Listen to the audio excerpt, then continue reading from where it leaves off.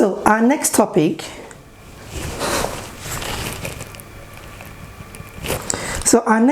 is a phenomenon in electromagnetism we call electromagnetic induction.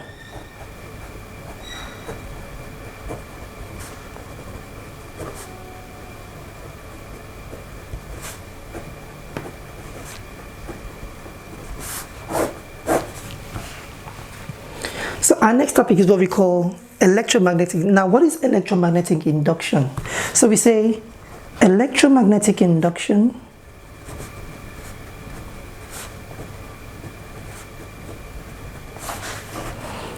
is the production of electric current in a conductor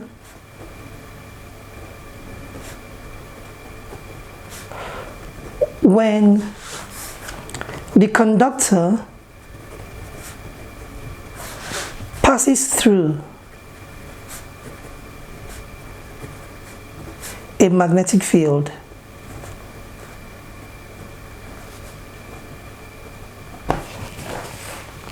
So we define electromagnetic induction as the production of electric current in a conductor when the conductor passes through a magnetic field. You see, or you can define it this way, that electromagnetic induction is the production of electric current in a conductor when a magnetic field passes over the conductor. So either way is fine. Either the magnetic field passes over the conductor, or the conductor passes through the magnetic field. So basically, when there's a relative motion between both the conductor and the magnetic field, we have current produced in the conductor. Now, the current produced in the conductor is what we call induced current. Induced current, or EMF, electromotive force or voltage. So induced, the current is induced into the conductor. Now, experiment shows that when you have a solenoid like this, and we have a conductor wound round the solenoid this way,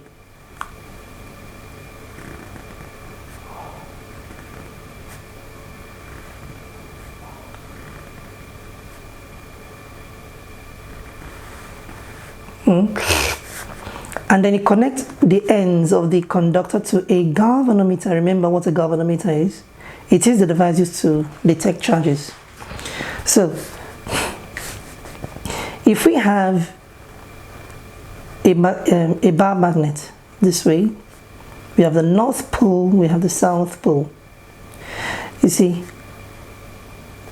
now we have magnetic lines of force running from north to south pole of the magnet. As you bring the magnet in this direction,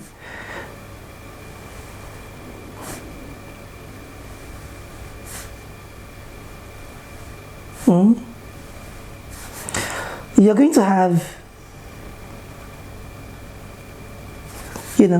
as you're bringing it towards the coil, you're going to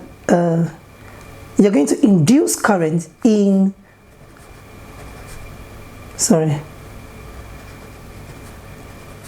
current is going to be induced in the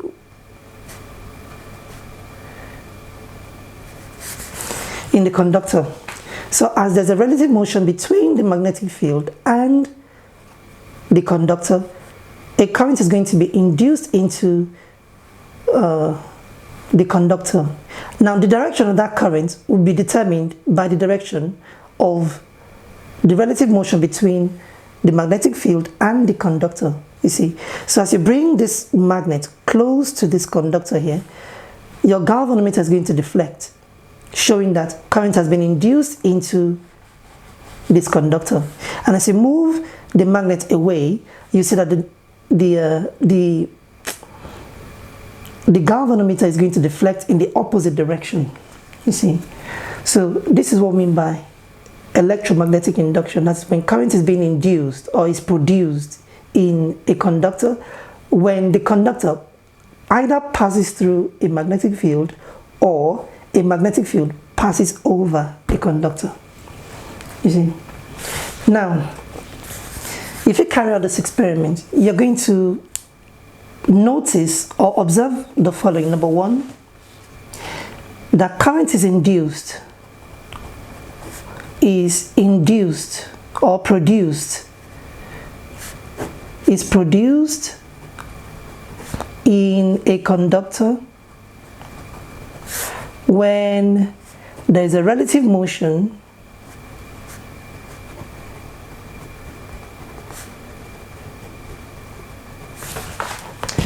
current will be induced in the conductor when there's a relative motion between the conductor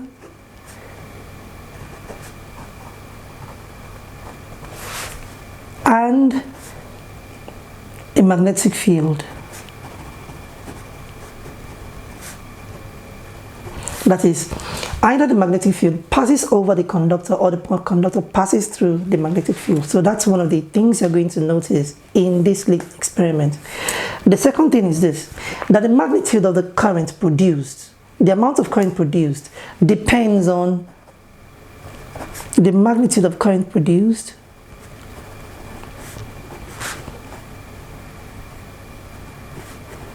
in the conductor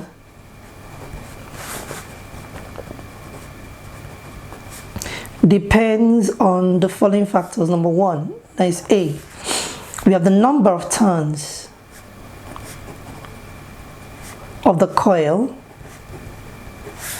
B, we have the direction of the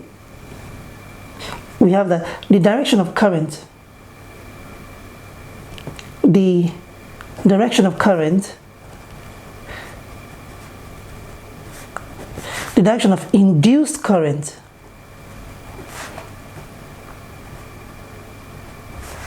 opposes the direction of motion.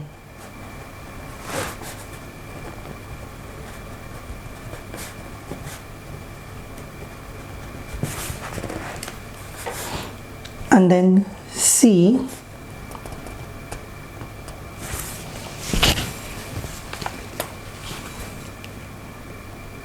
and the magnitude of the current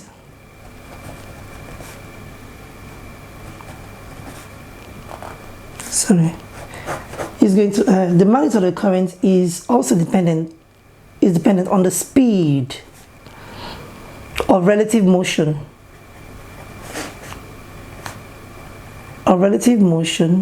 between the conductor and the magnetic field.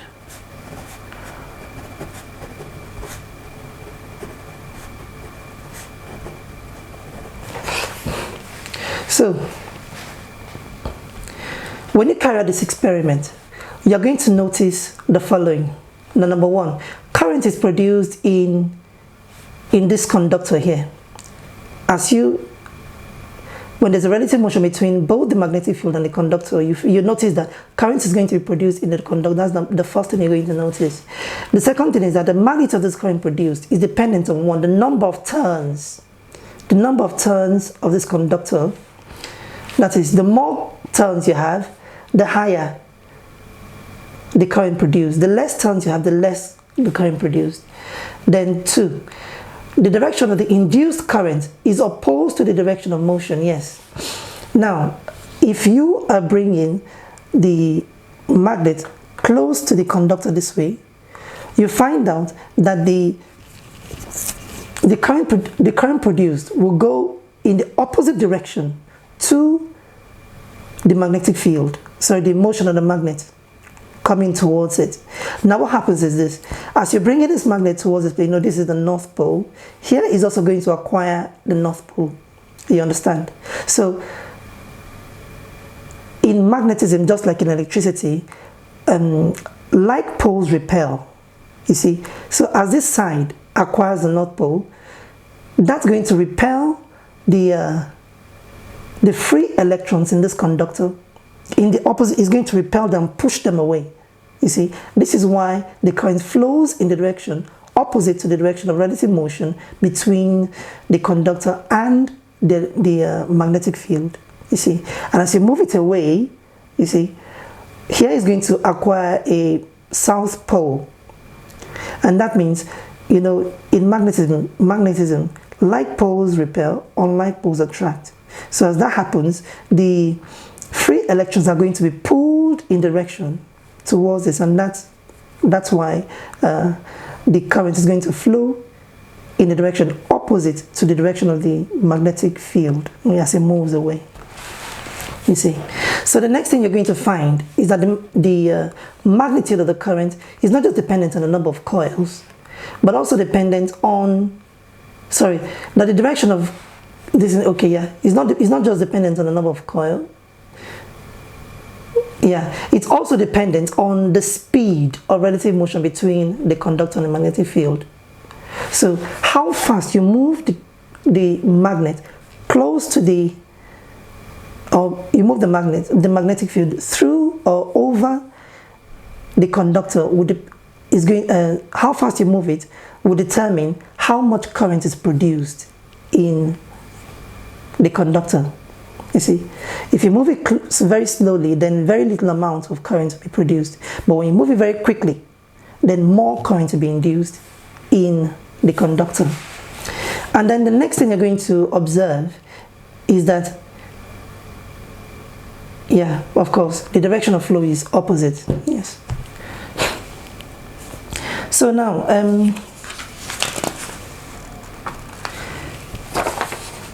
yeah. You know, a while ago we talked about Fleming's left-hand rule. And we said Fleming's left-hand rule actually shows the direction of force when a current-carrying conductor is placed in a magnetic field.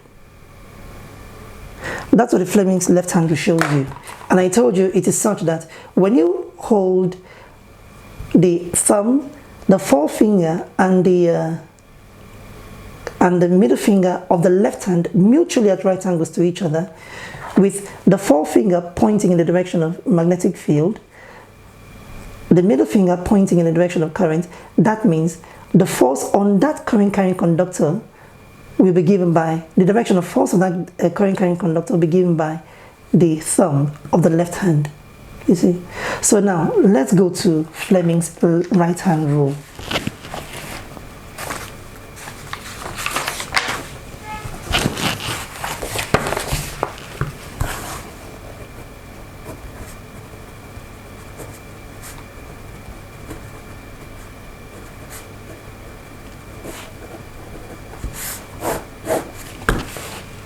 So while Fleming's left-hand rule tells you, you know, the both of them, like you're going to be seeing, are basically the same, but the difference between them is in what they describe. Now, the Fleming's left-hand rule tells you that when you place a current-carrying conductor in a magnetic field, then a force will begin to act on that current-carrying conductor. You see, so the direction of that force is what is described by the Fleming's left-hand rule. Now, the Fleming's right-hand rule describes the amount or the direction of current produced. You see, when you turn or you move a conductor through a magnetic field. You get the difference? Fleming's left-hand rule tells you the direction of force produced on a current-carrying conductor when it is placed in a magnetic field, while the Fleming's right-hand rule tells you the direction of current produced or the direction of induced current when you move a conductor through a magnetic field. You see, so you can probably rewind the video backwards to get the difference more clearly. You see, so how do we state Fleming's right-hand rule?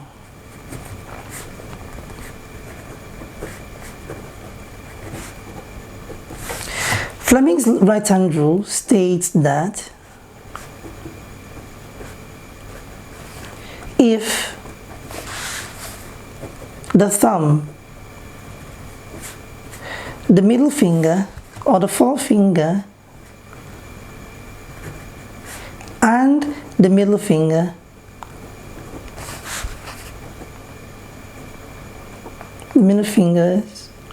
finger of the right hand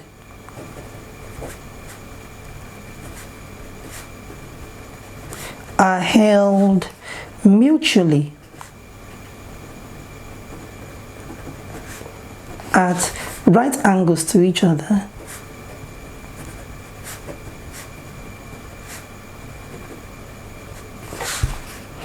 with the thumb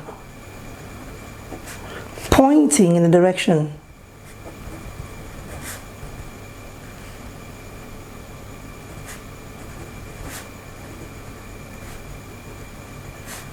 of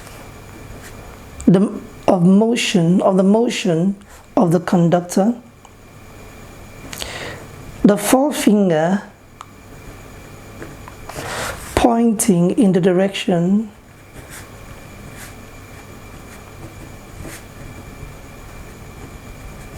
of the magnetic field,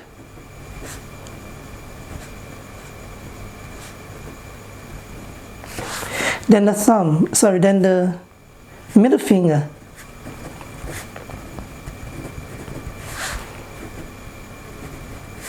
will point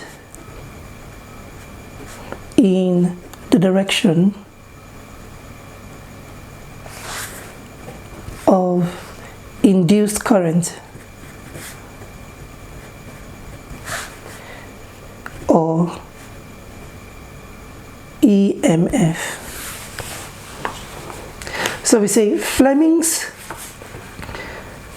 right hand rule states that if the thumb, the forefinger and the middle finger of the right hand are held mutually at right angles to each other, with the thumb pointing in the direction of motion, the forefinger in the direction of magnetic field, then the middle finger will point in the direction of induced current or EMF.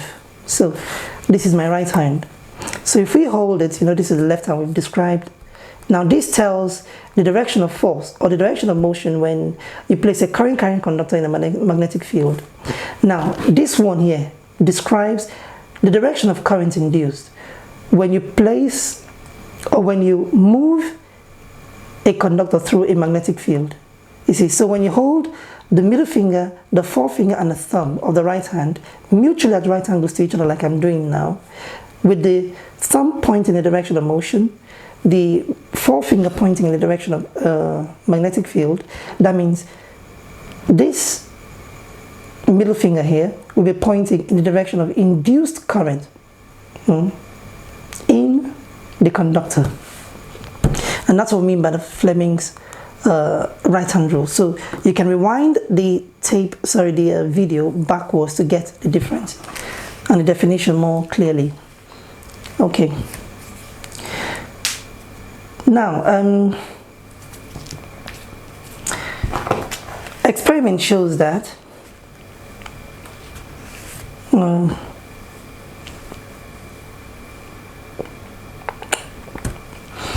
now the induced current or EMF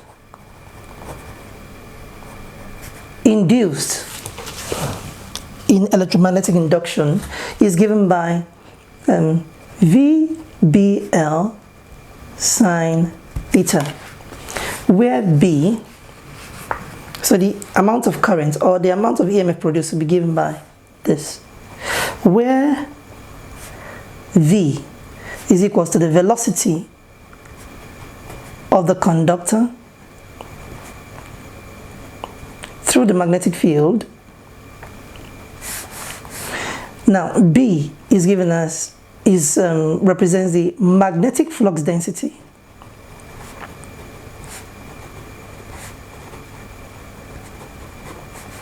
or we can call it magnetic field strength. Then we have L. L gives us the length of the conductor.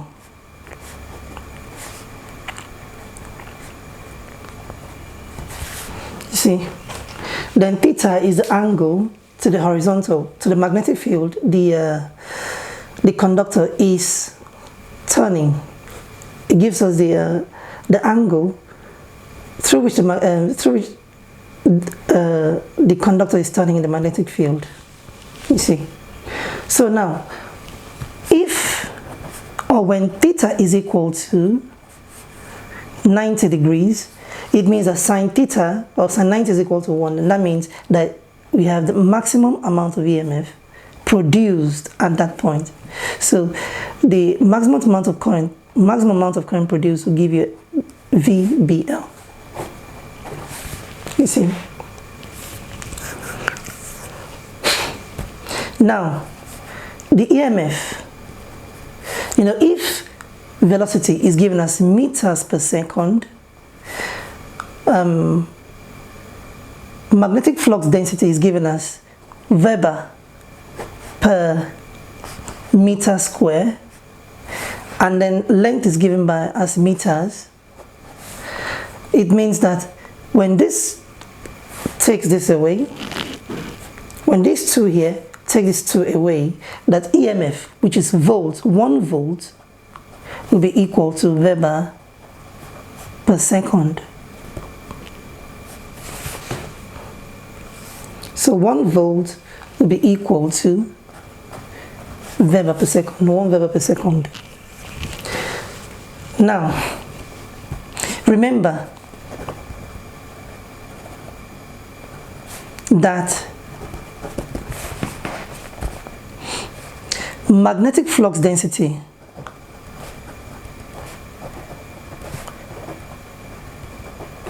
is defined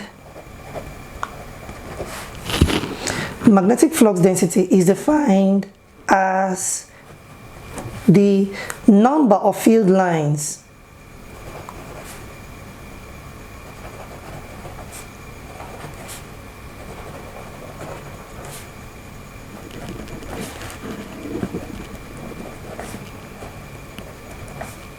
passing through an area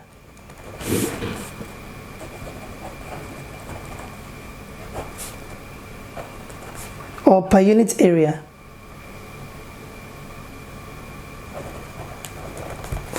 And it is denoted by B, which is Weber per meter, is given as magnetic flux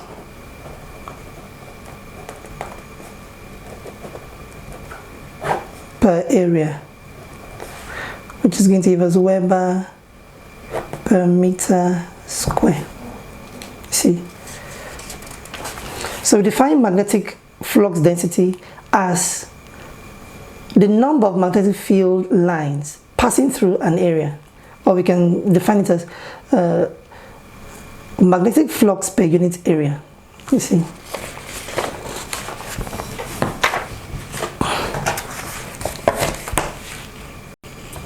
So I want you to remember that magnetic flux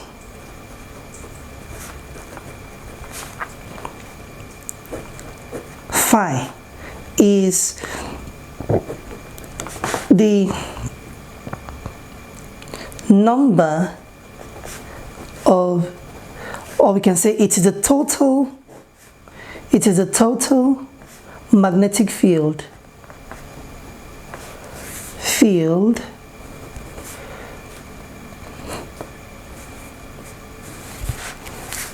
so magnetic flux or phi is defined as the total magnetic field in a place,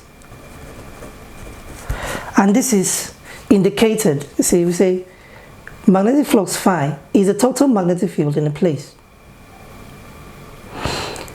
and the magnitude of it is determined by the number of field lines, that is magnetic, the lines of magnetic, magnetic lines of force, you see. So the closer the magnetic lines of force are, indicates the total magnetic field in that place, you see. And its SI unit, of course, is given as Weber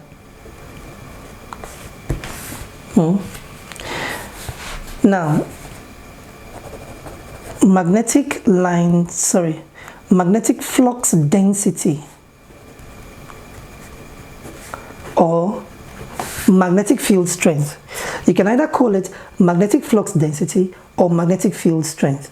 Of course, we say magnetic flux density is the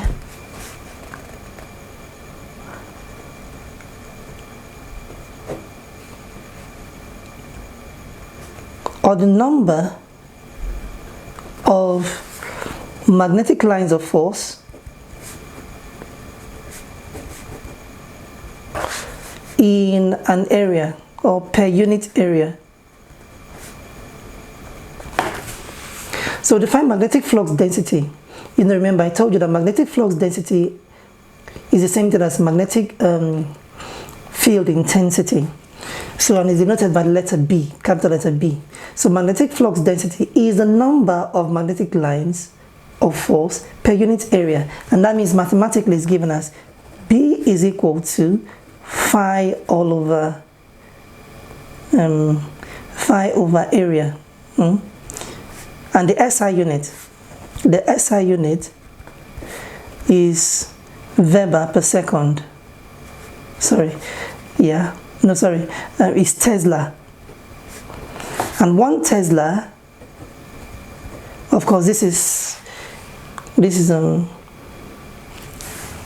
the unit is named after Nikola Tesla, the famous experimental physicist, the inventor. Okay, 1 Tesla is equal to 1 Weber per meter square. That is Weber per meter square.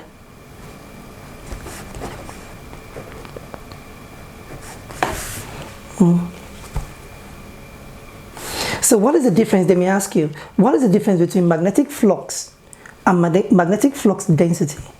You simply say magnetic flux is the total magnetic field in a place, while magnetic flux density is the amount of that magnetic flux per unit area.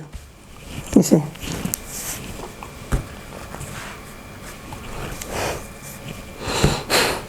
Or we can also define magnetic flux density as the magnetic field on a unit north pole, on a small north pole. Or you can define it as this: magnetic flux density B is the magnetic force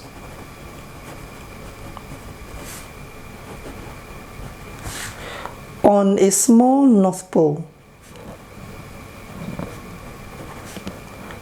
just on a north pole, yes, small north pole, anyone is fine.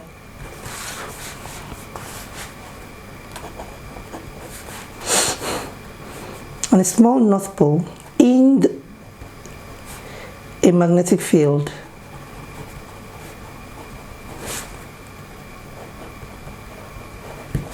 Of course, and it's given this way.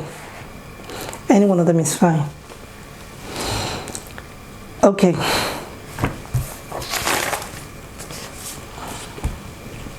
So you can rewind the video backwards to know the difference between magnetic flux and magnetic flux density.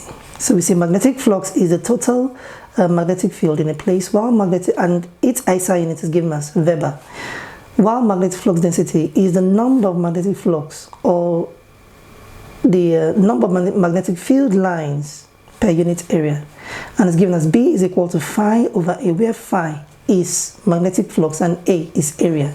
And the unit of magnetic flux density is given as Tesla, and we know that 1 Tesla is equal to 1 Weber per meter square, given this way.